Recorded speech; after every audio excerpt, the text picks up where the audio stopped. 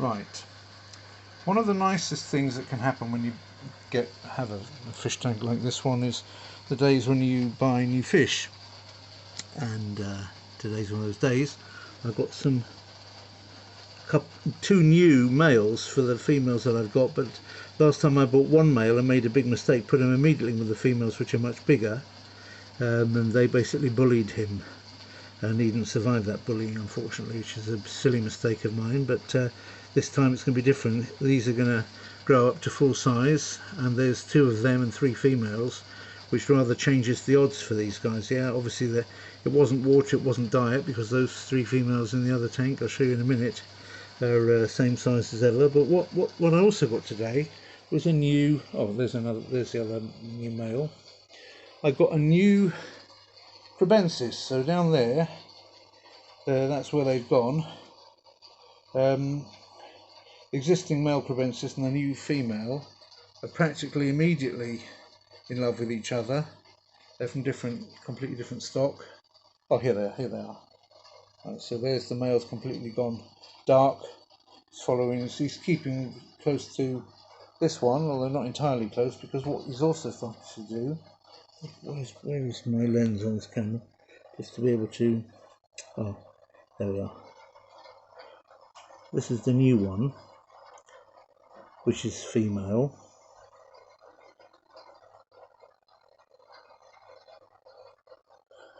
Happy? Should be. There we go. This is female.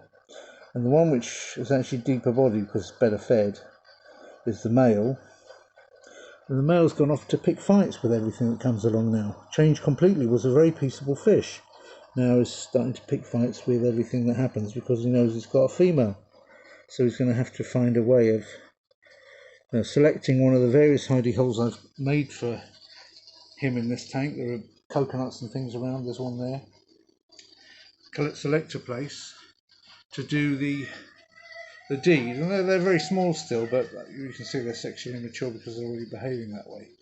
So yeah, so those are the things I've got. Got a couple of purple barbs as well, just that's new, just because I have got one, which is this, and he's a male, he's on his own, so I thought I'll give him some company because he's basically chasing everything else around. Manages well with other types of fishes, but thought we'd give him something of his own kind. And these are that's actually one of the ones I bred. That's the mother, or one of the 2 mothers.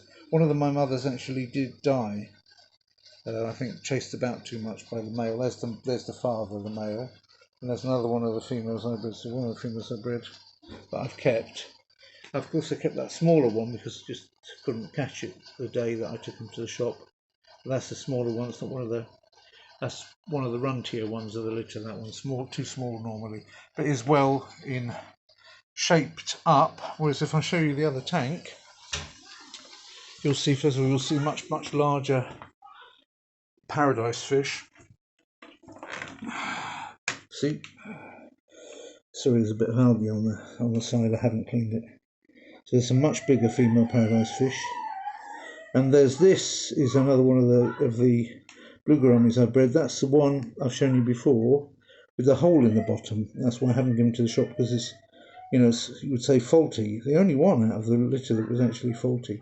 There's my rather sick with a swim bladder since the summer, blue acara, still struggling on there. I believe in euthanasia, so I'm still trying to keep him alive as long as he wants to be alive. Even if they don't want to be alive, they just stop eating, and as long as they're struggling to get fed, it means they want to be alive. They want to see the next edition of Vikings or whatever it is they're watching, and so I keep them going. I don't believe in euthanasia. Some people say, you have to believe in euthanasia. I don't believe in it for humans. I don't believe in it for fish. So you can have whatever belief on it you want, but that's what I think. And these guys that were supposed to deal with the snails seem singularly unable to do that job, so I've still got a snail infestation. Maybe I'm being too harsh on them because there aren't that many snails. And I also bought these 2 snail traps here. which is supposed to do that job, and they didn't do that very well either. That Java moss that I bought from somebody's doing reasonably well. This bush egg, which I have no idea what that is in English, is very slow but surviving, getting covered in algae.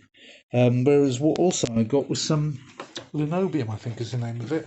This other floating plant, not Pistia. I was just given like a couple of little bits of it, like a couple of leaves.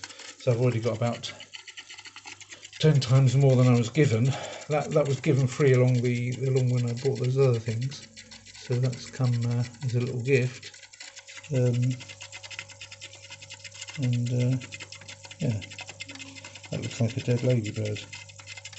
It wasn't my intention to have a dead ladybird there, but they creep in. And there's some of that other floating plant. So most of this is Ludwigia. So that's what's going on in this tank. But yeah, that's the other one. That's the other gourami, and I thought, well, look, now that's turned out to be a female. Not at all bothered by the fact that there's a chunk taken out of her. Got nice and fat. Got effectively 2 anal fins on either side of where that chunk got taken. The spiky little bits of spikiness before, as you can see, and then that the softer part of the tail behind it.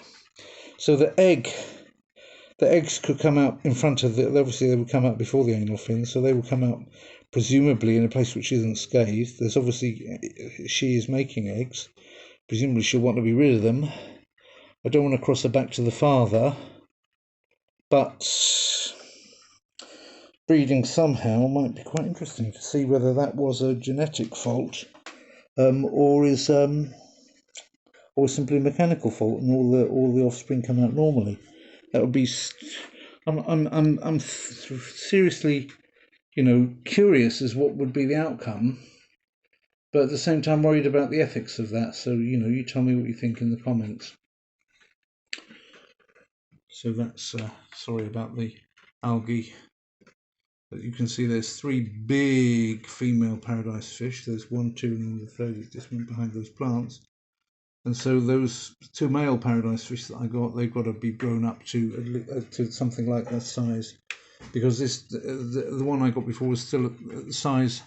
And I put him straight in here. That was the mistake that I made. Sorry about that if you're listening, paradise fish that died here, but I have to take responsibility in this. But we will name some of those offspring of these, if the breeding goes, we'll name some of them after you to make it up, okay? Yeah.